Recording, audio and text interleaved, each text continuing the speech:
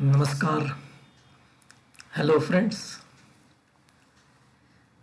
Today's episode will be my last one in this sharing of my understanding of Gita in essence. Do not avoid action. The exhortation that we have no right to the fruit of our action should not lead us to lose interest in action. The philosophy behind this is that life is a sequence of actions, and the experiences that come our way are only a byproduct to be accepted in a witness mode rather than being judgmental. It is also another way of saying that we should transcend desires. If we stop taking action, the whole drama of creation will come to a halt. We should remain engaged in performing our worldly duties as per the demands of the situation. But while performing these duties, we should constantly remember that I am doing everything for the sake of the big picture of the divine. Whatever I am doing is just a part of what the divine has ordained for this whole big creation. So I do not want anything from my action, nor do I want to avoid what may come my way after my action. In other words, both my action as well as its outcome are for the divine, and nothing is for me. Such an attitude frees us from bondage to karma. Needless to add, a contrary attitude of I am doing this and hence I expect this particular outcome for my benefit binds one to his karma and perpetuates the cycle of birth and death. A self-realized person also must continue to perform karma even after he is self-realized. This physical world is founded and sustained on action. So people at large must continue to remain engaged in action. That is why it is important for wise people to set an ideal for other ordinary people to follow. For that, the wise, that is the self-realized people, also must continue to perform their normal worldly duties just like any other ordinary people. Whatever the wise people do becomes accepted as dharma, and all others tend to follow the same. So if wise people refrain from engaging in action because they don't need anything from their worldly life, then other people will believe that they also don't need to perform karma.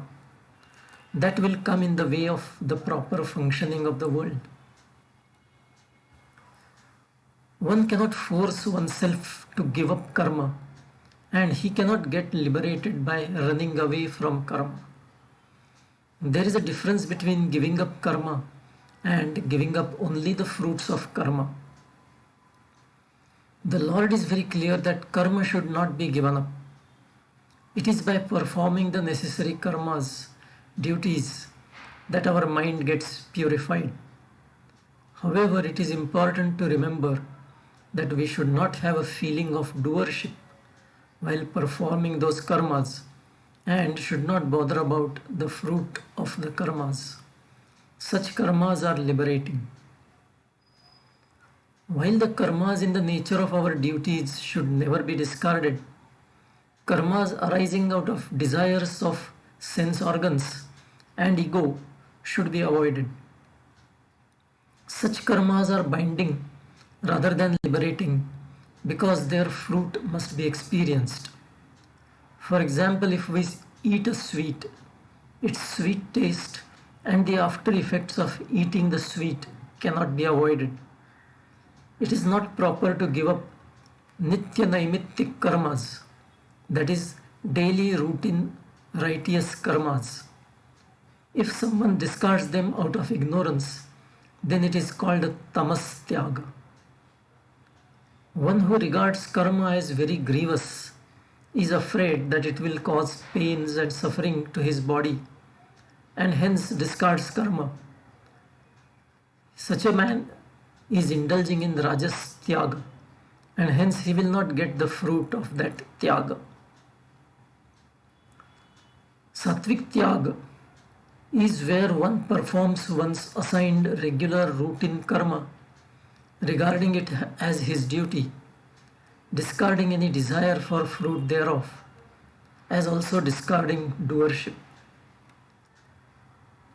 Tyaga can be translated as sacrifice. We are born with our individual karma baggage, and we cannot avoid performing that karma. So it is best for a spiritual seeker not to be judgmental about the karma that he as an individual is performing. He should not compare his karma excuse me. He should not compare his karma with someone else's. He shouldn't say this particular karma is bad and some other karma is good. Along with this attitude, the seeker should not bother about the fruit of his karma. Then he will be liberated. Avoiding karma cannot liberate, but discarding the fruit and not harboring doership and not being judgmental about the karma is liberating. It is on the basis of this philosophy that the Gita says that if one has this attitude, even if he kills 1,000 people, no sin accrues to him. Karma sannyas is to be understood as discarding all karmas. It may amount to giving up family and home and going into a forest to pursue spiritual contemplation and liberation. Karma yoga, on the contrary, does not entail giving up karmas, but rather it means continuing to perform the duties, but not desiring any fruit thereof. Karma sannyasa is obviously rather difficult for most seekers, but karma yoga is relatively easier, and hence that is the one recommended by Shri Krishna in the Gita.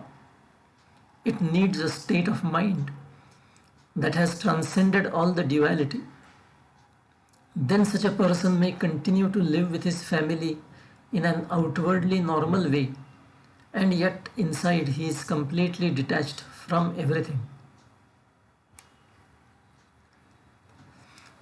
The last topic in this Essence of Geeta is significance of the mantra Om Tat Sat in action. It is very important to have the right mental attitude while performing any karma.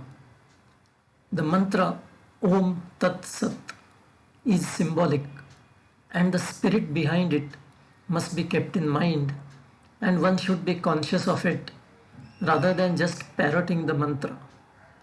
This is wonderfully described by Sant Jnaneshwar in his Bhavartha Deepika, that is Jnaneshwari. He says, the Parabrahman that is transcendental to the world and that can see the whole world by itself is addressed by the word Om. O Arjuna, it is to be meditated upon by remembering that it is before everything else.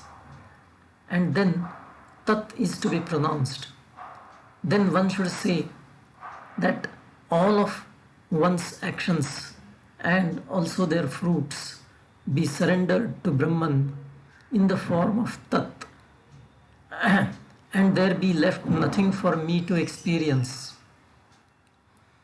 Thus one surrenders all the karmas to Brahman in the form of Tat and becomes free. Now the karma that was started by pronouncing Om and the fruit of which was surrendered by pronouncing Tat became Brahman itself. But that karma becoming Brahman is not enough, because the one who performed the karma is still separate. That duality still exists. When salt is put into water, it dissolves, but its salty taste is separate from the water. Similarly, saying that karma has become Brahman itself is a manifestation of duality. And so long as duality exists, the fear of samsara, that is worldly life, does not disappear. Hence, this duality that still exists has to be removed by employing the word Sat. The word Sat removes the impermanence, the illusion of manifestation, and one sees the real self. Sat can never and nowhere become like anything other than the Brahman and is always the real self.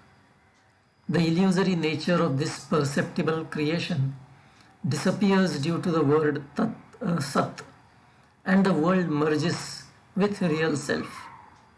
So the karma that became Brahman, now with the help of Sat, removes the duality of the one who performed that karma. This is what Sat is. The word Sat works in another way on sattvic karma.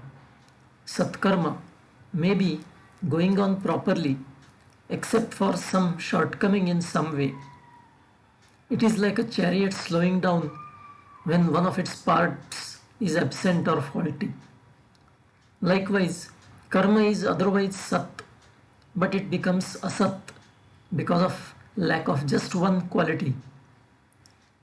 Then the word Sat, with the help of Om and Tat, redeems that karma perfectly by removing the fault in that karma.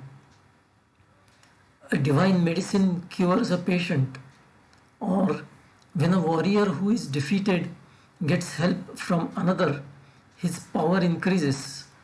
Similarly, Sat removes the shortcoming of a karma, or if due to some mistake karma goes astray and becomes a prohibited karma, then employing the word Sat transforms that prohibited karma into a Sat karma.